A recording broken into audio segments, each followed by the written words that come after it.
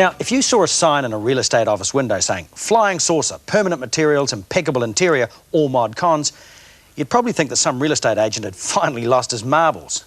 But how else would you describe this?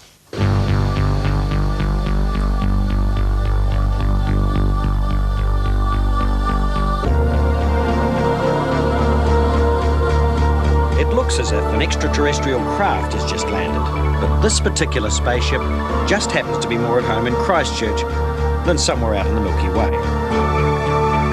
Originally designed as an Arctic accommodation unit, the 17-ton house can withstand 100-mile-an-hour winds and snow. This module, and 11 others, were originally built in the mid-70s by a Christchurch firm to a finished design. The present pilot, Penny Griffith, has got used to varying reactions. People can walk in here and say, oh, isn't this nice? And you can immediately tell that they think, oh my God, what a strange place to live in. And other people can walk in and say, oh, wow, this is just marvellous. Usually young guys think it's great. When Penny moved in, she ripped out partitions to create one big open space. Now her rooms are comfortably furnished areas spread around the circumference. This is the thing about this house. I mean, I'm sitting in the kitchen, I'm sitting in the lounge, I'm sitting in the bedroom, I'm sitting in the office. The advantages are huge. I can literally do my housework in 10 minutes and I can spring clean the whole house in an hour. So that's just wonderful. There are space-saving ideas, like the bed. It's wedge-shaped because feet take up less room than shoulders. And the dining table has been arranged to accommodate one or two for dinner. The entrance was squeezed up and a new partition put in. That doubled the size of the bathroom.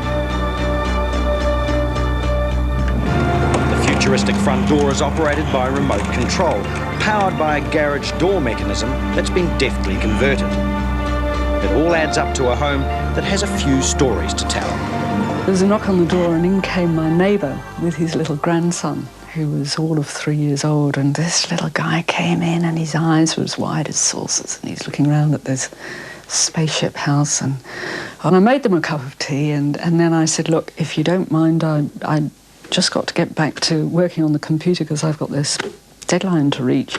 And little Jimmy went out and went down the stairs and off home, and I learnt the next day that apparently he'd gone back to his mother and said, Mummy, Mummy, I've just been in a spaceship. And she said, oh, yes, dear. And he said, but we only just got out in time because the lady got up and went back to the controls.